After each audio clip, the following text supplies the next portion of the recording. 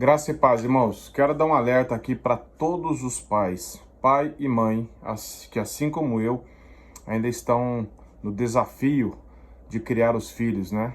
Estamos com essa missão dada por Deus e capacitados por Ele para pastorearmos nossos filhos, para educá-los nos caminhos do Senhor, para orar pela vida deles, para que o Espírito Santo converta o coração deles, gere temor ali.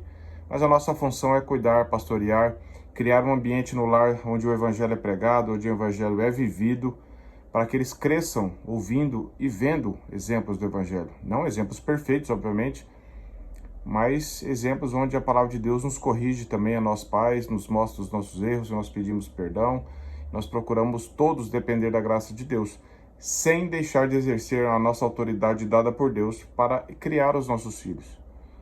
Talvez você pense, por que Deus deu filhos que dependem tanto tempo da gente, né? Crescem, demoram para engatinhar, demoram para andar, demoram para compreender, demoram para tantas coisas. Eu quero ler aqui nesse livro aqui, Filhos Precisam de Pais, da editora Fiel, um livro já um pouco mais antigo, mas que o autor diz assim, eu achei muito interessante que ele trata essa questão, diz assim, por que é que Deus deu pais aos filhos? Abre aspas. Deus poderia ter trazido os nossos filhos no mundo de maneira completamente diferente. Poderia ter feito com que eles crescessem e se desenvolvessem em poucos meses ou até em poucas semanas. Os animais e os pássaros tornam-se maduros em poucos dias, poucas semanas ou, na pior das hipóteses, em poucos anos. Mas o desenvolvimento de uma criança leva longos anos, até que ela se torne o que deve ser, amadurecida em Jesus Cristo.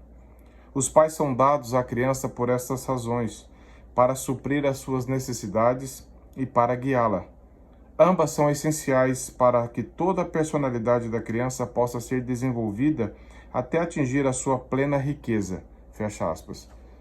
O autor trabalha outras questões aqui, e eu queria focar nesse princípio nosso, que muitas vezes nós estamos atentos e suprimos fisicamente as necessidades dos nossos filhos.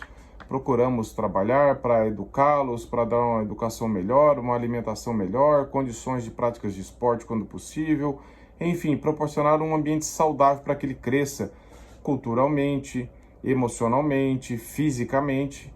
E graças a Deus, isso faz parte da nossa missão também como pais. Mas o foco meu hoje aqui é no aspecto espiritual. A maioria dos pais que são tão atentos e tão prontos a atender às necessidades dos filhos materiais, físicas, são negligentes com relação ao ambiente, ao desenvolvimento espiritual deles.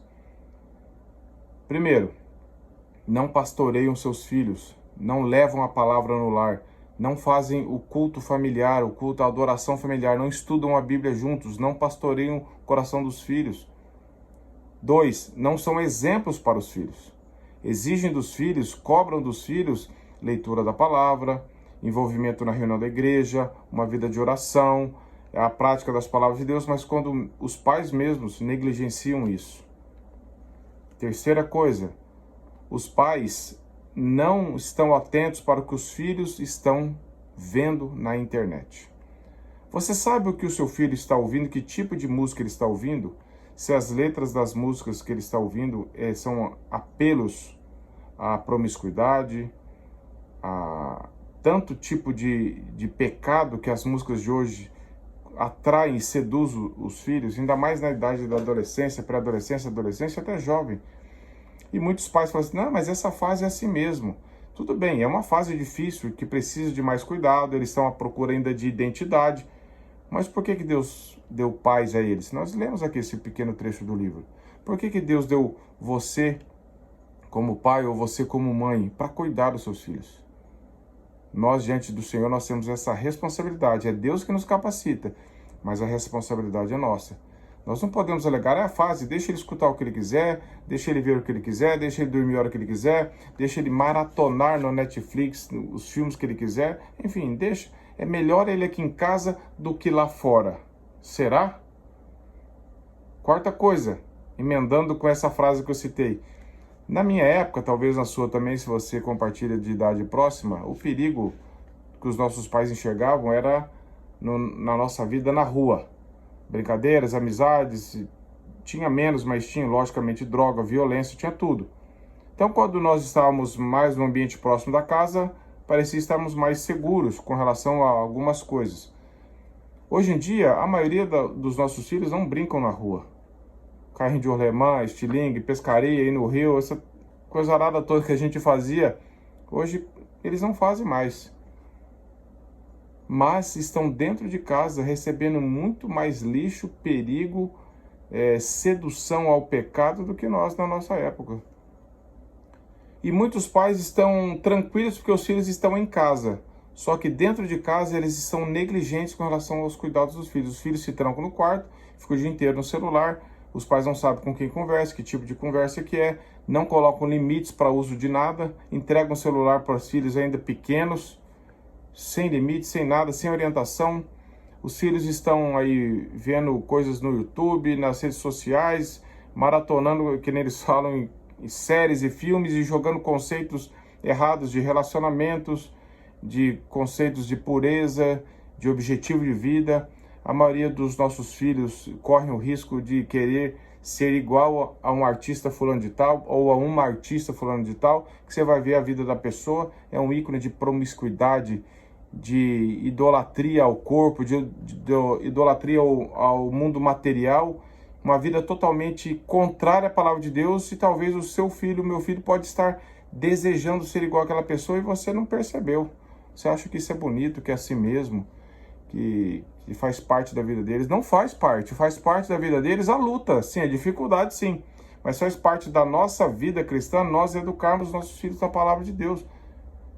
Eu desafio você, desafio a mim, a nós participarmos mais ativamente da vida dos nossos filhos, o que eles estão ouvindo, o que eles estão vendo, a amizade que eles estão conversando dentro de casa, através das redes sociais.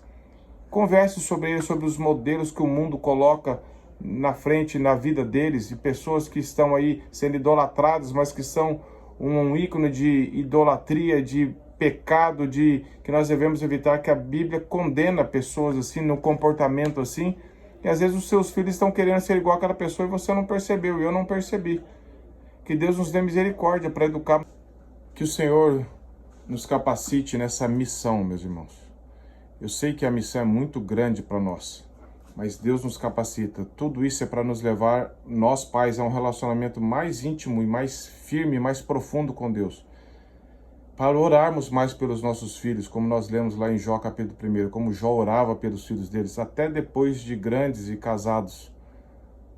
Não desista do seu filho, que eu não possa jamais desistir dos meus também, no sentido de desistir de orar por eles, ou de entregá-los para que vivam do jeito que eles querem. Que Deus nos livre disso, que nós exerçamos a nossa paternidade, a nossa maternidade das mães, para a glória de Deus.